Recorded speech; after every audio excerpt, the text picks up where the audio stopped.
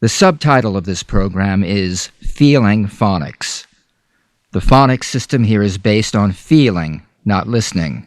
Feeling the sounds is what counts. So get out of your head and remember that learning takes place in other parts of the body as well. The preparation menu on DVD 1 offers some natural warm-ups for relaxation and breathing. Professional speakers and performers are aware of how valuable these methods are. You will be too if you do even a very quick physical warm-up before starting. A little yawning, stretching, and shaking does more to put you in shape for speech than you would ever think it does. The vowels E, A, Y are your tonal anchors. They are the most strongly vibrating sounds in this system.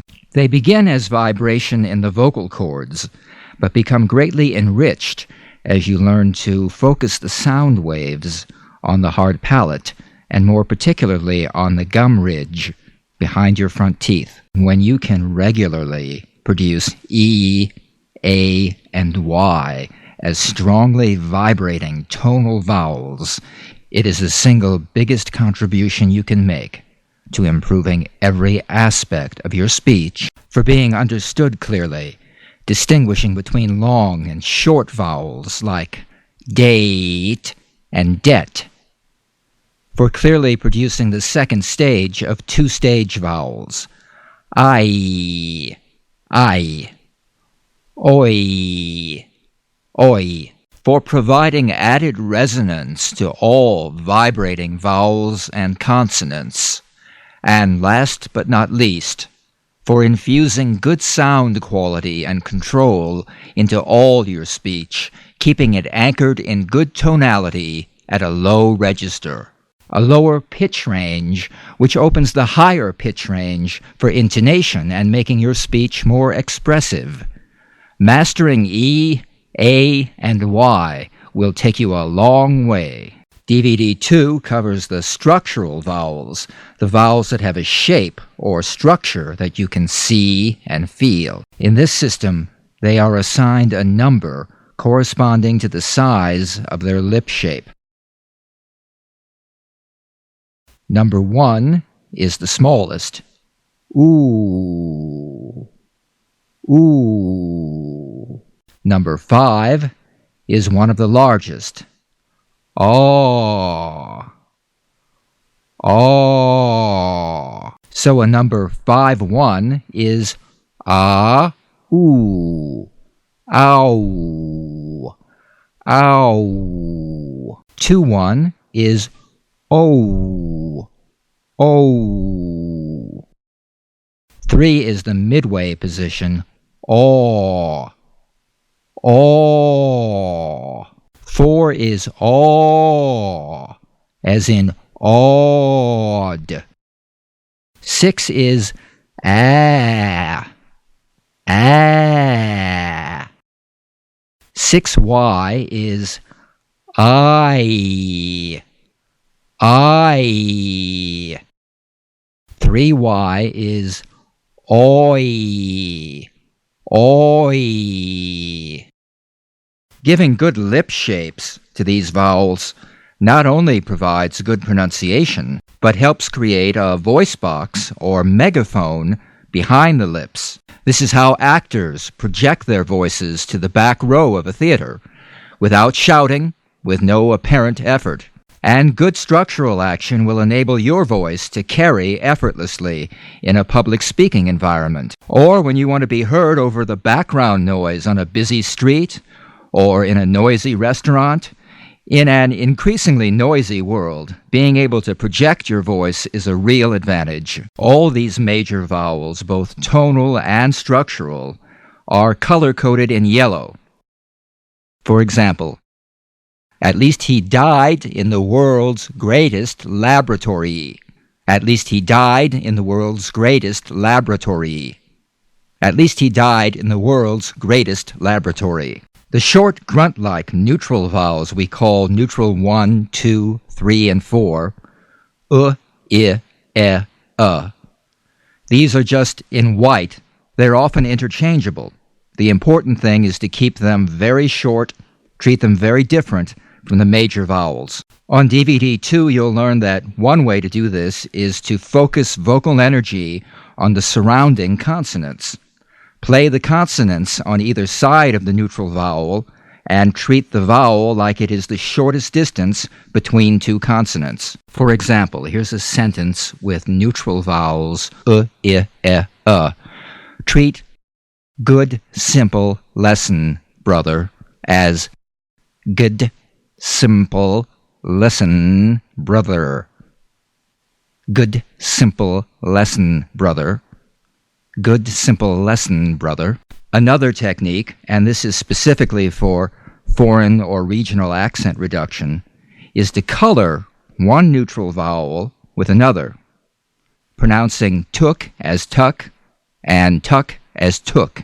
For example, resists the tendency to slip into speaking a larger vowel. You will see exercises like this. The bull stood at the edge of the wood. The bull stood at the edge of the wood. The bull stood at the edge of the wood. The bull stood at the edge of the wood.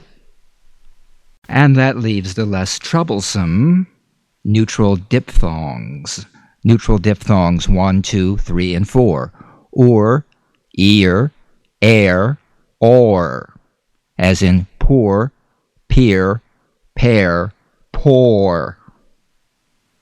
That covers the vowels. The consonants are color-coded in green or red.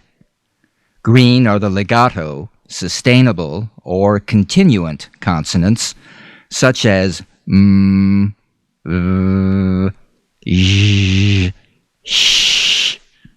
Green for go. Continue the sound.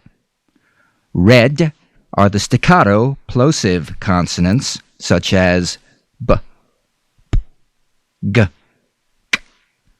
Red for stop. Feel the drum beat. There isn't a lot to say about the consonants' general dynamics, because each has its own individual characteristics, which you'll learn about on DVD 3. Generally, the green are legato or sustainable, the red are staccato or plosive. They are studied in voiced and unvoiced pairs, like the Z and the S, and the D and the T. Consonants are wonderful things, and they're generally underplayed by speakers who don't realize their great musical values. In the consonant lessons, we practice the full musical values, followed by a repetition using the consonants to convey meaning. Following each video lesson, you can select more practice material, which uses the same structure of a list of operative words, followed by those words in sentences, all repeated in 2 or 3 stages of vocal energy. DVDs 4 and 5 put a lot of emphasis on connected speech.